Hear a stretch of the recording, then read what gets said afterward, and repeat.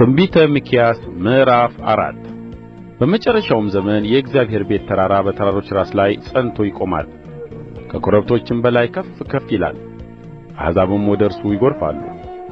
ከጽዮን ሕግ ከኢየሩሳሌምም የእግዚአብሔር ቃል ይወጣልና ብዙዎች አሕዛብ ሄደው ኑ ወደ እግዚአብሔር ተራራ ወደ ያዕቆብም አምላክ ቤት እንውጣ፣ እርሱም መንገዱን ያስተምረናል፣ በፍለጋውም እንሄዳለን ይላሉ። በብዙዎችም አሕዛብ መካከል ይፈርዳል፣ በሩቅም ባሉ በብርቱዎች አሕዛብ ላይ ይበይናል።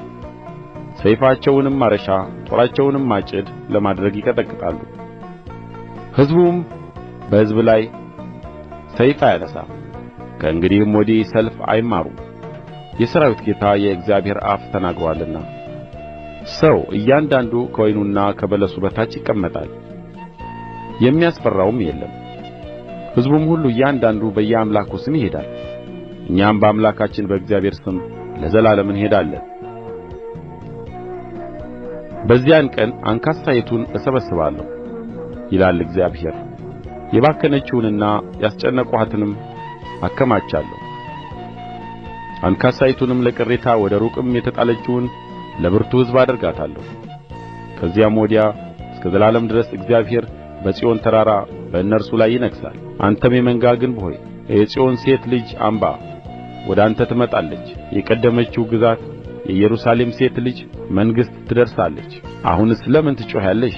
እንደምትወልድ ሴት ምጥ ያደረሰብሽ ንጉሥ ስለሌለሽ ነውን? ወይስ መካሪ ስለ ጠፋብሽ ነውን? የጽዮን ልጅ ሆይ እንደምትወልድ ሴት አምጠሽ ውለጂ።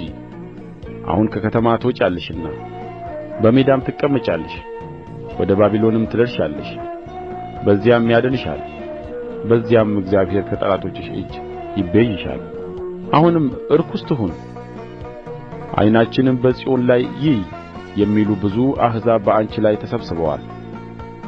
ነገር ግን የእግዚአብሔርን አሳብ አያውቁም፣ ምክሩንም አያስተውሉም። እንደ ነዶ ወደ አውድማ አከማችቶአቸዋልና። የጽዮን ልጅ ሆይ ቀንድሽን ብረት ጥፍርሽንም ናስ አደርጋለሁና ተነሺ፣ አሂጂ፣ ብዙ አሕዛብንም ታደቅቂአለሽ። ትርፋቸውንም ለእግዚአብሔር ሀብታቸውንም ለምድር ሁሉ ጌታ ትቀድሻለሽ።